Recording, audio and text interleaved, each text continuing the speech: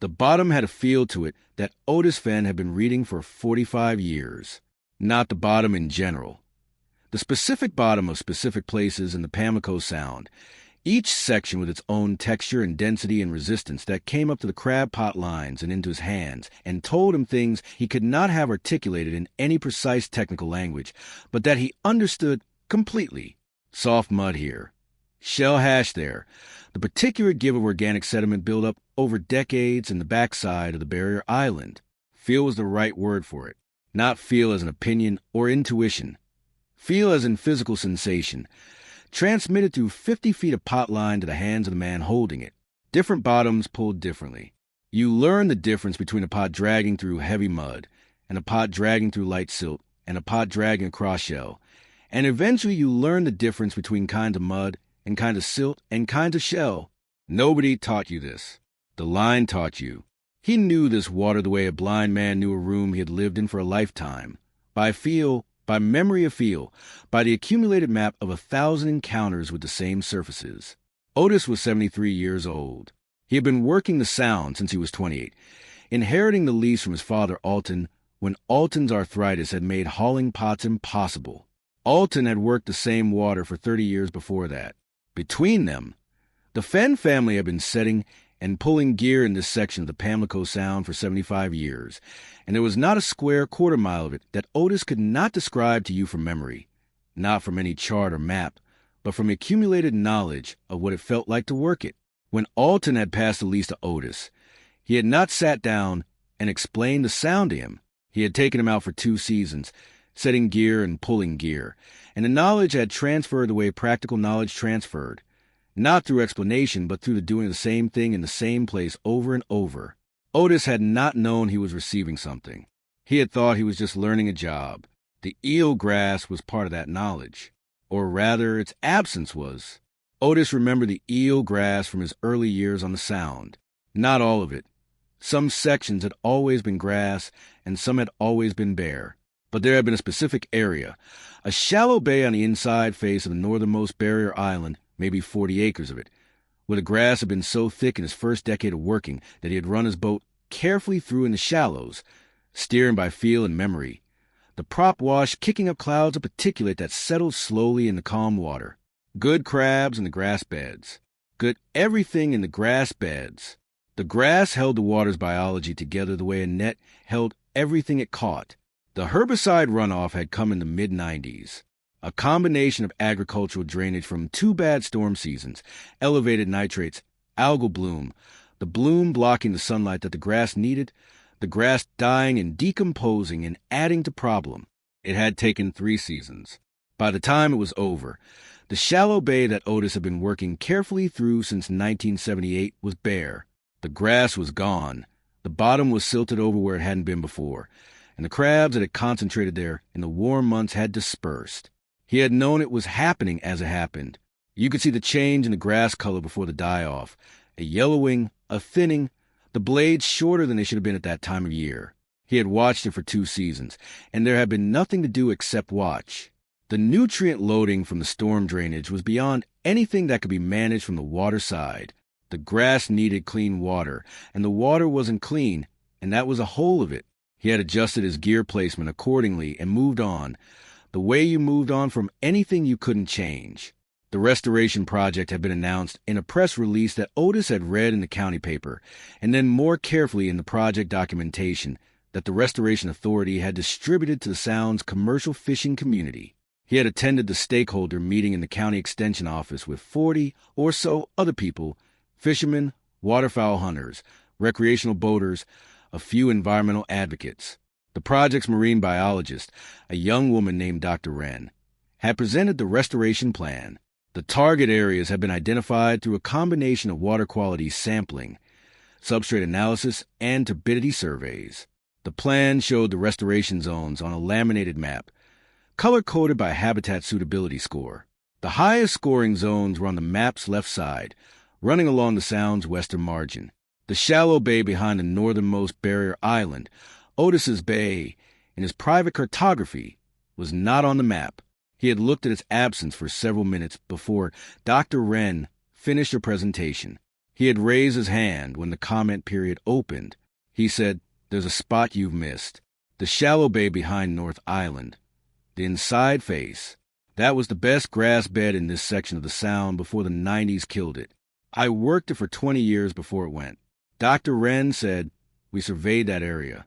The turbidity readings put below threshold for restoration suitability." He said, "When did you survey?" She said, "Late October through early November."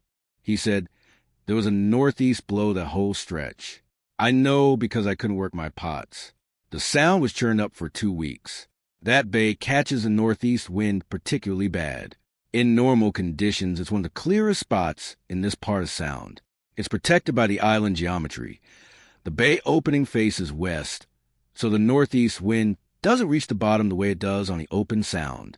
Dr. Wren listened carefully. She was not dismissive. She wrote something down, and she looked at the map with what seemed to Otis like genuine consideration. She said, "The survey protocol uses standardized conditions, and the data we collected is what it is. I'll note the observation and make sure it's reviewed against the wind record for that period." Otis nodded. He had said his piece. He was not certain, walking out of the extension office, whether what he had said would matter. Dr. Wren had written it down and had looked at the map with what seemed like genuine consideration, and those were good signs. But writing down a fisherman's observation about wind conditions and suitability scores was not the same as adding a site to a restoration plan. The project had a methodology and a budget and a schedule, and the methodology had produced a map, and the map was what the restoration was based on. He thought about the bay's bottom. He had not worked it in years, but he remembered the feel of it, the specific character that had told him, before the eel grass died, that this was good habitat. He had no way to transmit that knowledge to a turbidity survey. The survey measured what it measured, and what it had measured was a bad week's worth of northeast wind in October.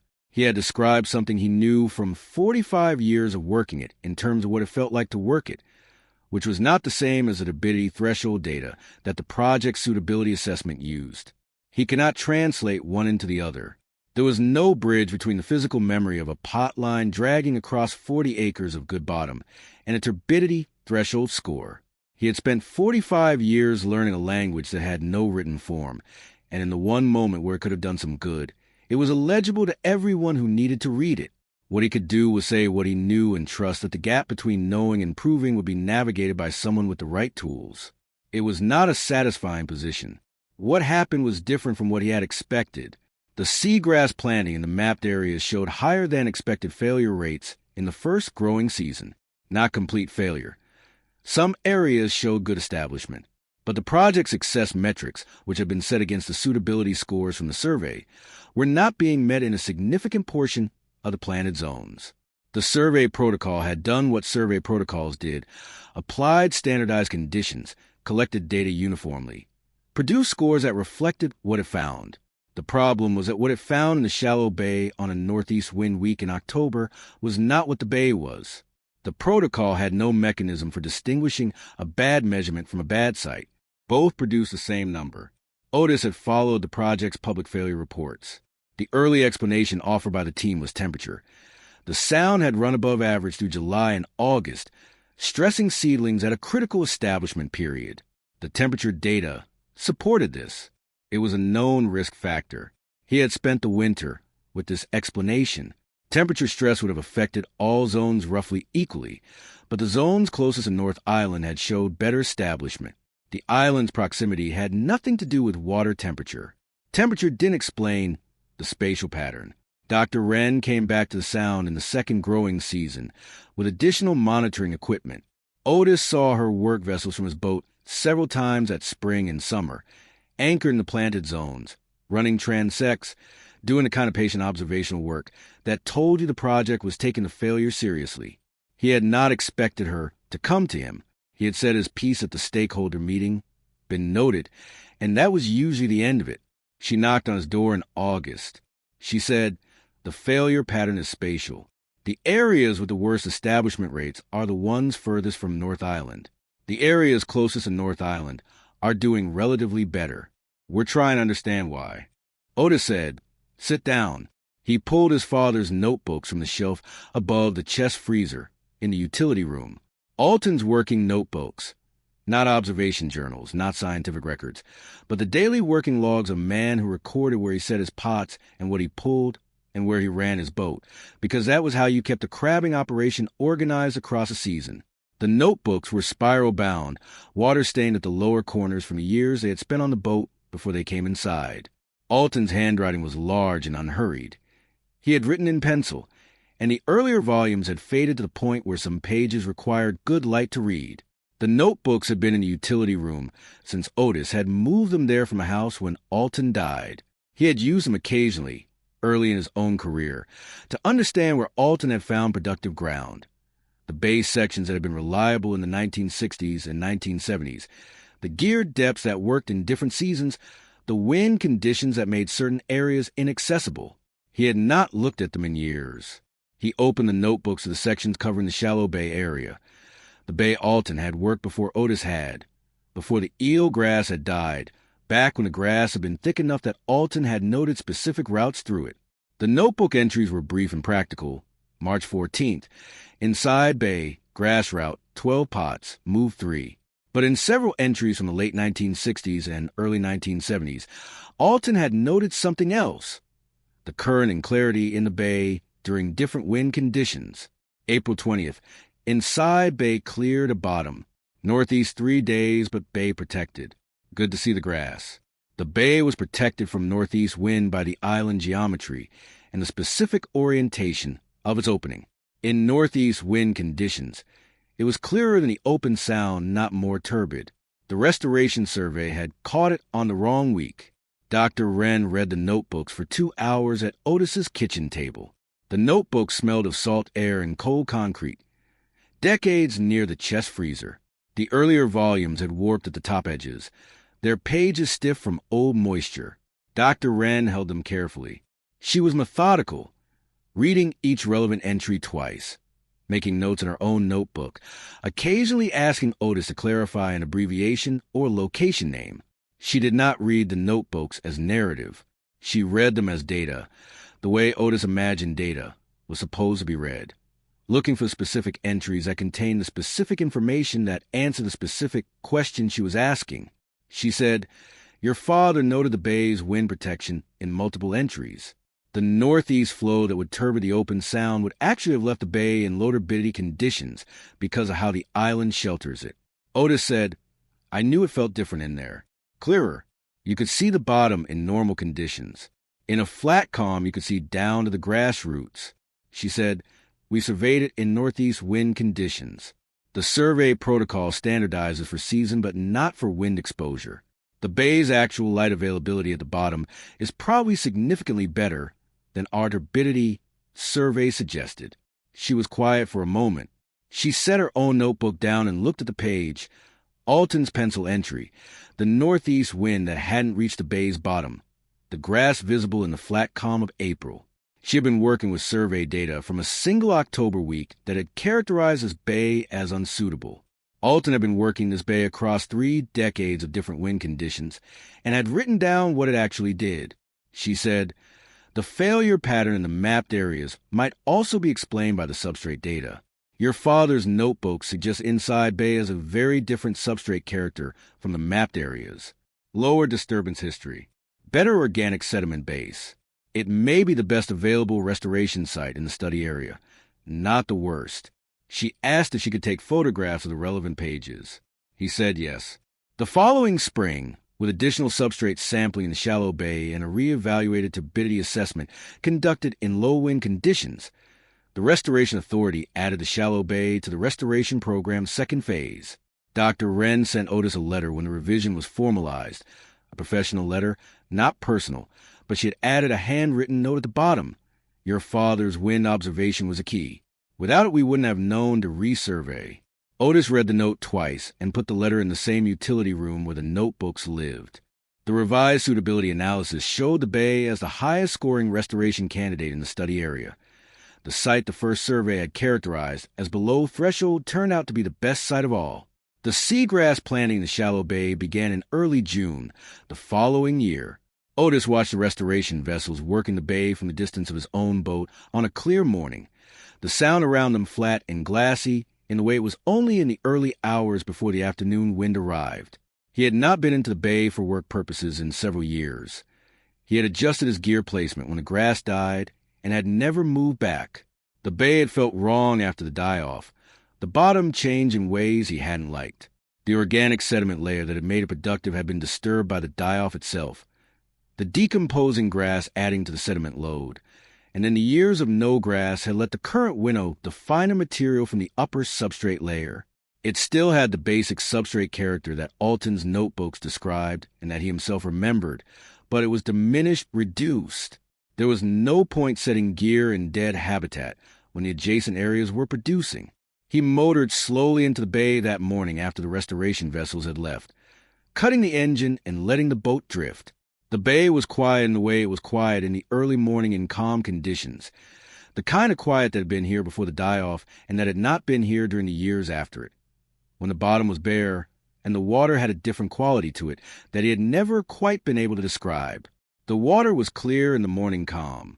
He could see the bottom, the substrate that Alton had called good, that he himself had learned to recognize by feel, that the restoration survey had mischaracterized and then correctly characterized, and that was now receiving its first seagrass transplants in 30 years. It looked right.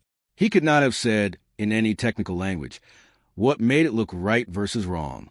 He had no vocabulary for the specific quality of the bottom's visual texture in clear, shallow water that told an experienced eye whether the sediment would anchor roots. But he had been reading the specific bottom for 45 years. In the water, through the pot lines and with his eyes in the years before the grass died, and he knew the difference between a bottom that would hold grass and a bottom that wouldn't. He put his hand over the side and let it trail in the water. The bottom was maybe 6 feet down, visible. The transplanted grass was there, small and pale in the early season, the rhizomes recently set in the sediment. He pulled his hand back. He picked up the notebook he kept in the dry bag at the stern, his own notebook, the continuation of what Alton had started, and wrote a brief entry. June 8th, inside bay, restoration planting complete. Bottom looks right. Grass in.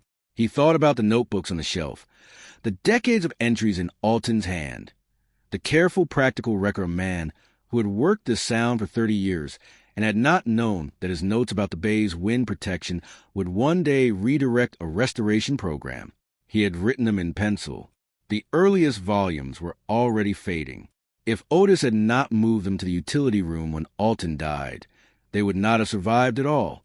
He thought, Alton knew the bay was different. He wrote it down because it affected how he worked, which routes to run, which wind conditions were suitable, what the light was like. He wrote it down for himself. He had no idea it would be read by a marine biologist 40 years later as the evidence base for revising a restoration survey. But that was how it worked. You wrote things down because you needed to know them, and then they sat in a notebook for 40 years, and then they turned out to be exactly what someone else needed to know. It mattered. Otis started the engine and went back to work. He had pots to pull in the western section, gear that had been sitting since the previous afternoon, and the morning calm would not last much longer before the sound started moving. He had a day's work to do. The shallow bay was behind him as he crossed the sound. In a few seasons it would have grass again, not as thick as Alton's time, probably not as thick as Otis's early years, but something. The bottom that felt right for 45 years would have something growing in it again. He had said what he knew when there was someone to say it to. The rest had worked itself out. He thought, as he crossed the sound, that this was probably all you could do. Learn the water you worked. Keep what you learned in a form that could outlast you. And if the right moment came, it mattered. If it never came, at least you had kept it. Alton had kept the notebooks because the work required it. But this was what came of keeping things honestly. Eventually they contained more than you had put in.